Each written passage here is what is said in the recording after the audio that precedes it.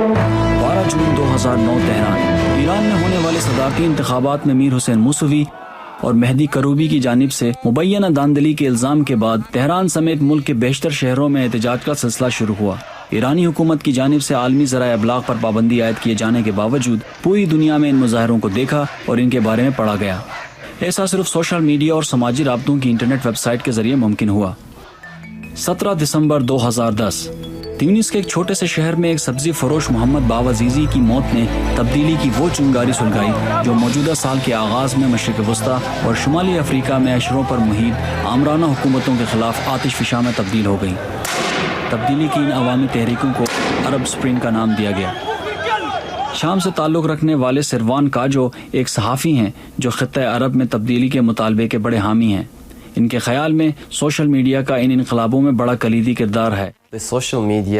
تیونس، Libya, مصر، شام اور لبنان کی سول سوسائٹی نے اپنے معاشروں کی بہتری کے لیے انقلاب کا آغاز کیا ہے، اور سوشل میڈیا نے، جس میں فیس بک اور ٹویٹر شامل ہیں، مشرق وسطی اور شمالی افریقہ کے ان علاقوں میں جاری انقلاب کے پیچھے سب سے اہم انجن کے طور پر کام کیا ہے۔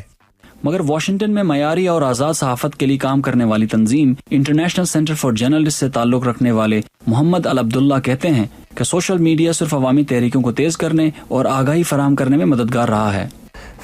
سوشل میڈیا ان تحریکوں کو تیز کرنے اور لوگوں میں آگاہی کا ذریعہ بنا کہ کیسے مزید افراد کو اپنے احتجاج کے بارے میں بتایا جائے کہ کیا ہو رہا ہے، اور سڑکوں پر احتجاج کرنے والے پرامن مظاہرین کو حکومت کے رد عمل، فائرنگ اور گرفتاری سے محفوظ رکھا جائے۔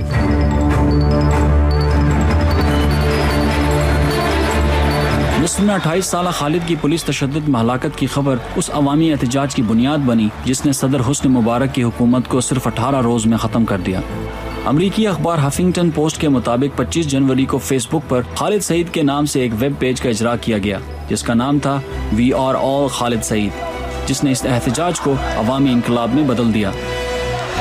عرب دنیا میں آنے والی تبدیلیوں میں سوشل میڈیا کا بہت اہم کردار ہے، خاص طور پر جب روایتی میڈیا پر پابندیاں ہیں جیسا کہ شام اور لیبیا میں۔ تو میرے خیال میں سوشل میڈیا بہت مؤثر ہے۔ ان میں سیٹلائٹ سٹریمنگ قابل ذکر ہے، جیسا کہ گوگل ارتھ کا سافٹ ویئر جس کی مدد سے سیٹلائٹ سے زمین پر ہونے والے حالات کی فلم بنائی جا سکتی ہے۔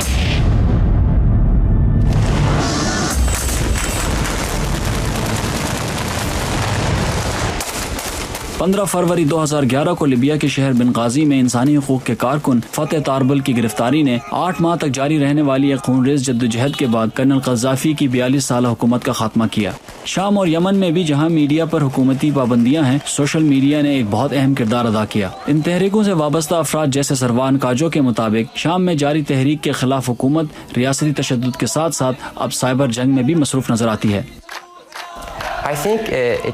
میرے خیال میں دنیا بھر میں ریاستی جبر کرنے والی حکومتوں پر سوشل میڈیا کا بہت اثر ہوا ہے، اور اگر نہیں تو آپ مجھے بتائیے کہ شام کی حکومت نے اپنی سائبر فوج فیس بک اور ٹویٹر کے استعمال کرنے والوں کے خلاف کیوں بنائی ہے؟ اس لیے کہ وہ خوفزدہ ہیں، کیونکہ یہ لوگوں کی ذہنی تبدیلی کا مؤثر طریقہ ہے۔ ماہرین کا کہنا ہے کہ جو لوگ تبدیلی کی خواہش رکھتے ہیں ان کا راستہ کوئی نہیں روک سکتا۔ مشرق وسطی اور دوسرے ممالک میں ان افراد نے پابندیوں کا توڑ ڈھونڈ نکالا ہے۔ وہ فرضی ناموں، آن لائن گیمز اور دوسرے طریقوں سے دوسروں تک معلومات پہنچاتے ہیں۔ مشرق وسطی میں جاری تبدیلی کی عوامی تحریکوں کے بعد سوشل میڈیا کی اہمیت میں اضافہ ہو رہا ہے۔